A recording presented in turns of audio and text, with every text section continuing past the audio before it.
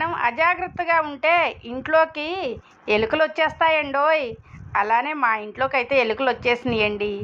ఎలుకలు అంటే ఎక్కువేం కాదు, కానీ ఒక్క ఎలుక మాత్రం మమ్మల్ని నిద్రపోనియట్లేదంటే మీరు నమ్మండి నమ్మకపోండి. ఇంకా ఆ ఎలుక ఎక్కడ బట్టలు కొడుతుందో అని చెప్పి భయం వేసి ఈరోజైతే ఇల్లంతా కూడా ఆ ఎలుకని ఎలాగైనా పట్టుకోవాలని చెప్పి ముందైతే చిందర వందర చేసేసామండి ఇల్లు మొత్తం. అంటే అక్కడ సెల్ఫులలో అటు పోయింది ఇటు పోయింది, ఇలా ఇన్వర్టర్లోకి వెళ్ళింది అని చెప్పి మొత్తం కూడా చెక్ చేస్తూ ఉన్నాము. మరి అదైతే ఎక్కడ దాక్కుందో ఏమో కానండి, ఇంట్లోకి వచ్చిన ఆనవాళ్ళు మాకు అనిపించి మొత్తం కూడా చెక్ చేస్తూ ఉన్నాము. ఇలా బీరువా మీద అక్కడ ఇక్కడ మొత్తం చేస్తూ ఉంటే ఇంకా ఎలుక కోసము ఎలుక రాగానే మనకి ఎలుకల ర్యాట్ ప్యాడ్ ఉంటుంది కదండి, అది కూడా తీసుకొచ్చి పెడితే ఎలుకలు పడట్లేదు కానండి, దాని మీద బల్లులు చీమలు పడుతున్నాయి.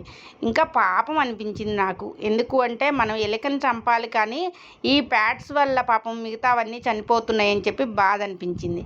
ఇంకా చూశారు, ఇప్పటి నుంచి ఇంట్లో వంట అయిన తర్వాత ఇంక ఇదంతా కూడా మడత పెట్టేసేయాలి మొత్తం కూడా.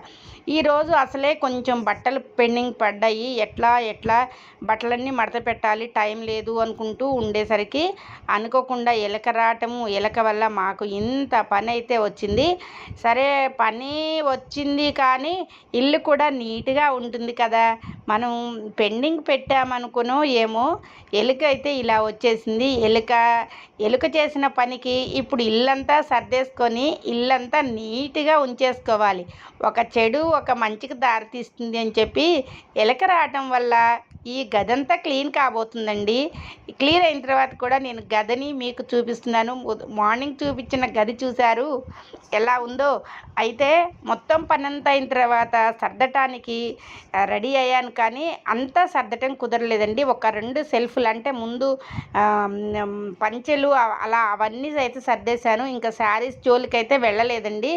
ఎందుకంటే ఇంకా తెలుసు కదా, శారీస్ జోలికి వెళ్తే మార్నింగ్ నుంచి ఈవినింగ్ వరకు పడుతుందన్నమాట అవన్నీ సర్దటం. అందువల్ల ఆ పని ఒక్క ఎలుక దూరినా కానీ ఇల్లంతా కూడా ఆగమాగం అవుతుంది. బట్టలు అయితే మెయిన్గా బట్టలను అయితే కొడుతూనే ఉంటాయి.